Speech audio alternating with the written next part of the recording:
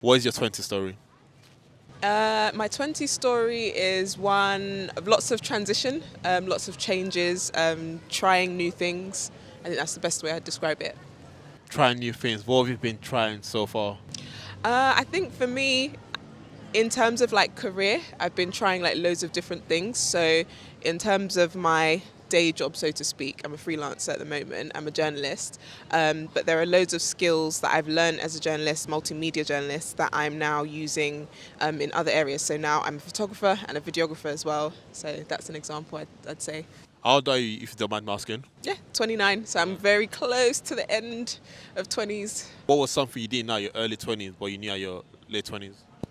Try absolutely everything and don't let money stop you.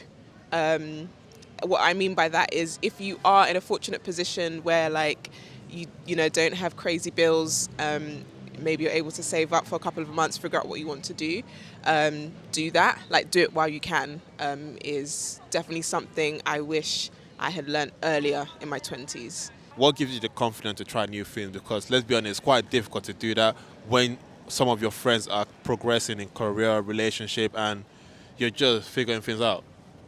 Yeah, that is a really good point. I think, honestly, sometimes I think you see, like you said, the progression of other people and things they're doing.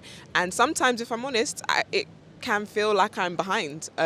But when I really have those like moments of reflection, I realize that with where I am right now in life, those things, even though they'd be great, wouldn't necessarily satisfy me. So I think it helps me to be more grateful for where I am and also to enjoy it really.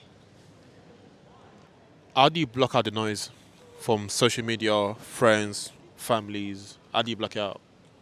That's a good question. It's actually quite hard, to be honest, because we live in a world where things are just constantly moving. You're constantly being pumped with information.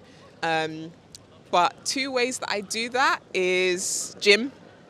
Literally going to the gym, headphones in, blaring my music, do that for an hour, no distractions. Like that is definitely something that really helps. And I think the second thing I would say that helps to block things out is reading. Like having a good book and just like scheduling an hour, 2 hours, or even more if like you're on a journey where you basically go into another world. So, what is something you're currently reading right now?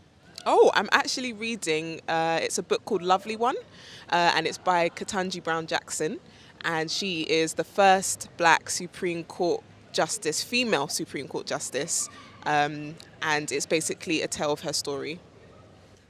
What makes you happy? What makes me happy at the moment, I would say, is the satisfaction of a job well done.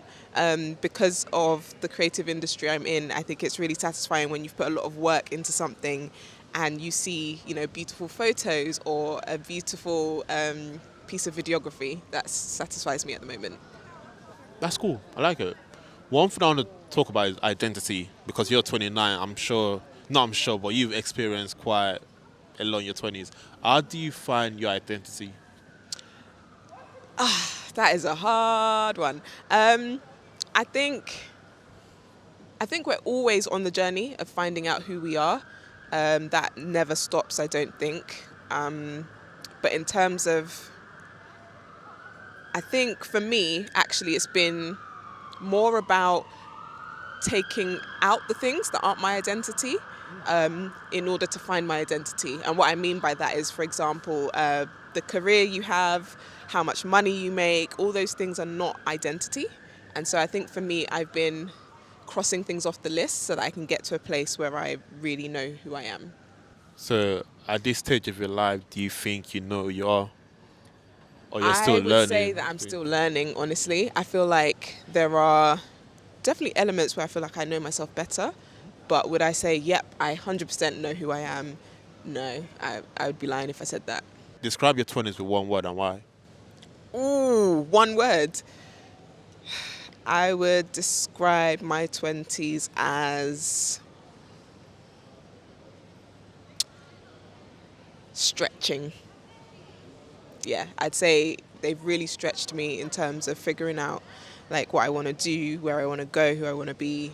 Yeah, I think stretchy. Stretching is the word I'd use. And one question I also ask, because you do freelance, is why did you pick freelance rather than just doing the corporate job and going doing 9 to 5 and things like that? Honestly, I think in part it's to do with the nature of my industry. I find that within journalism now, the number of, I guess, like full-time contracts are sometimes they can be few and far in between, due to budget restrictions and so many other things. So I think it's the result of the industry that I'm in. So from secondary school, you always want to be a journalist? No, actually. I think for me, the decision to be a journalist came in second year of uni. I did, what do you call it? I did a 2-week work experience at the BBC. And in that time, I was like, yeah, this is what I want to do. What is something you enjoy about your job? Ooh, I would say it's actually hard to narrow it down to one thing. But if I really had to, I would say it's just the unconventional nature of it. Because one day you'll be doing a political story, the next day you could be doing a red carpet, especially as a freelancer. So I quite like the variety. I think variety is actually what I'd say.